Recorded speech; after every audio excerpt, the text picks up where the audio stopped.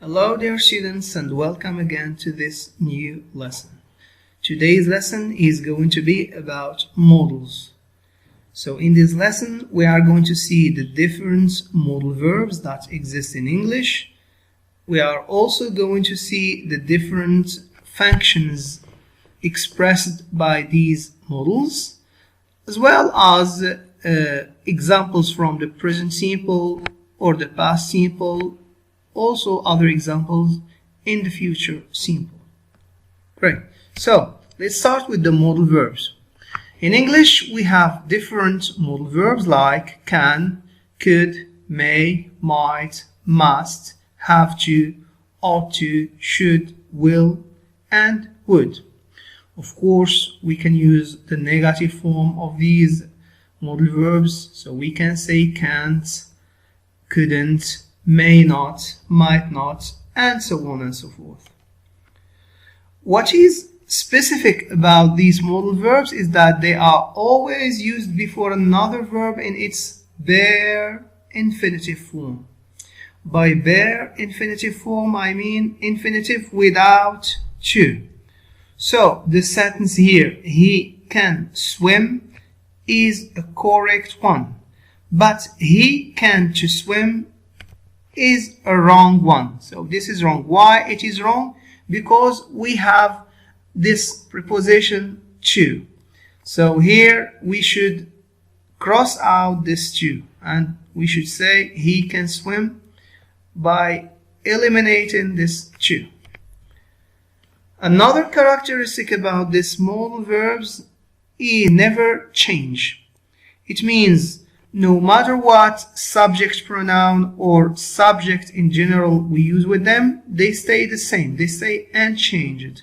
It means we can say I can, you can, he, she, it, we, you, they can plus infinitive. As you can notice, there is no change here. There is no s in he, she, and it. Also in the past we don't add ed, or in the continuous form we don't add ing. So they stay the same. In the negative form, not here, the word not is added to the modal. So not, we add it to the modal. Simply we say you should not, or you shouldn't, the contracted form. You cannot, or you can't, and so on and so forth. Great. Now we are going to move to the different functions that are expressed by these modals. So the first function here is obligation and necessity. So to express obligation and necessity, we use must or have to. So let's see this example. I must or I have to go now. It's getting late. So here it means that it's obligatory or it's a necessity for me to go now because it's getting late. We only use must in the present simple tense. In all other tenses we use have to. So in the present simple tense we can say I must or I have to, but in the past we have to use the form of have to in the past. So we say I had to work late at night yesterday. So yesterday is a time expression that indicates the past simple. So I had to. In the future simple we say I will have to work longer hours next week. So here next week is a time expression that indicates the future. And the modal used here is have to preceded by will. Great.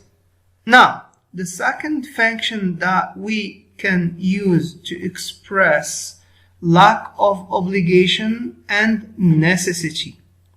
So when we say lack of obligation or lack of necessity, it means that there is no obligation or there is no necessity. When something is unnecessary, we use don't or doesn't have to or needn't. But we should not use mustn't. Look at this example here. You don't have to or you needn't take your shoes off inside, but you can if you want. You can do that if you want, but it's not a necessity or it's not an obligation. So it means here you've got the choice. The third function expressed by these modals is prohibition or interdiction. So by prohibition, it means it is forbidden or it is wrong to do something, or it isn't allowed. So to express prohibition, we use the modal mustn't. Mustn't is a prohibition when it's wrong to do it or it isn't allowed. You mustn't smoke in public places. It means it's forbidden to do that. You cannot do that in public places. Great. The next function is advice. Now, to express or to give advice, we use these three modals: should, ought to, and had better. So, look at this example. We have you should, or you ought to, or you had better start looking for a job. So this is an advice to someone who has got a degree. He shouldn't keep waiting. He should start looking for a job. Now, should and ought to mean the same, but we use should more, especially in negative forms and questions. The most familiar one is should. They should or they shouldn't let their children watch that. What should I do? This is a question here. Concerning had to, it expresses an urgent advice with bad consequences if you don't follow it. So there are just slight differences about these three, but they could all be used to express, to give advice, and also to ask for advice. Great. So let's see this example. So this person is sick. He say, I'm tired. So let's see the different advice given to him. I think you should go to bed. You'd better go to bed. And also we can express it differently without using a modal. We can say, if I were you, I'd go to bed. Now, when we talk about the past, we use should plus have plus past participle. So this is the form in general. Example, I should have told the truth. It means, for example, in the past, I lied to someone, which was not a good idea, but it wasn't a good idea to lie. So I'm regretting that. I say I should have told the truth. It was a good idea, but I didn't. So here we are expressing regret using should plus have plus past participle. The next function is permission. So to express permission, to ask for permission, we use can, could, and may. To ask for and also to give permission. So let's look at this example here. This student is feeling hot. So he is asking the permission to open the window. He says, can I or could I or may I open the window please? It's too hot. So here he is asking the permission of the teacher. Now the next example here we have can, the same thing, can, could, or may I borrow your mobile phone please. So borrow here, it's there is an R missing and an O here. It's a mistake. We are going to correct it. It's B-O-R-R-O-W. Great. So we are done with permission. Let's move to the next one. It is ability. To express ability, we use can and could. So, example, how many languages can you speak? So here, can is used to express ability. Here we are talking about present ability. When we talk about past ability, we use could. The example here we have, he could swim when he was 5. He was able to do that. So could, it is used to past ability in general. And can is used when we express present ability. Now, also when we talk about the past, we can use this expression to be able to.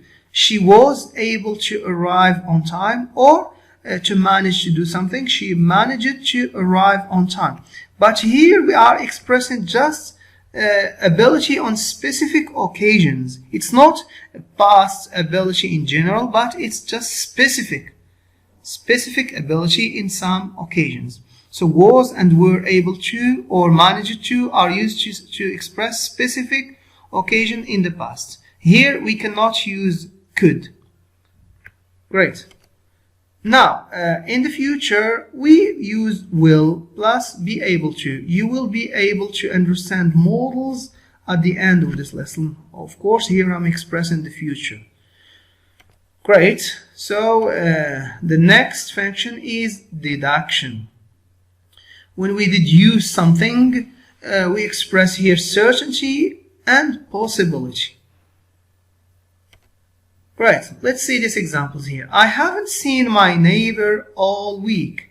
She must be away. Here I'm deducing something. The fact or the evidence is that I haven't seen her all the week, so she must be away.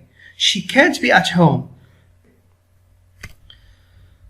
The girl in the photo can't be Sarah because she never wears a hat. Here, it's impossible. I'm expressing impossibility because I know Sarah well. So Sarah never wears hats, so it can't be her. Here, can't expresses impossibility. Now, to express future possibility or present possibility, we use might or may or could. So let's see this example here. The phone call might be or may be or could be from Bill. I might come and see you tomorrow. So here I'm expressing present or future possibility. It's possible for me to come and see you tomorrow. I'm not busy. Adam may not know how to find the way to our house. It's possible. We don't know. We are not sure about it. Now, we use may not and might not in negative sentences, but not could not. So here, we cannot use Adam could not know how to find the way to our house. No, it couldn't be used. We should just use may not or might not. Let's move to the next one. Now, when we talk about past ability, or when we talk about the past with modals, we use this form here. We have modal plus have plus past participle. Nadia didn't visit us last week. She must have been very busy. So here we are expressing certainty. Must, can't, and couldn't have plus past participle, we use them to express certainty about a situation or situations in the past. Let's see the second example. He can't or he couldn't have known about your illness. Otherwise, he would have visited you. So here we are certain that the person we are talking about didn't know about your illness. If he knew, he would have visited you. So here we are expressing certainty. Now, let's see this example here. Kate didn't come to the meeting. She might have overslept. Here we are not certain, so we are expressing just possibility.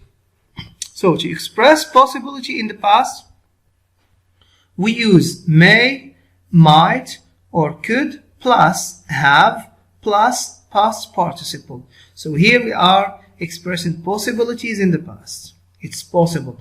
But when we are certain about something, we use must or can't or couldn't plus have plus past participle. I think that's all, guys. Thank you for your attention and see you in another lesson.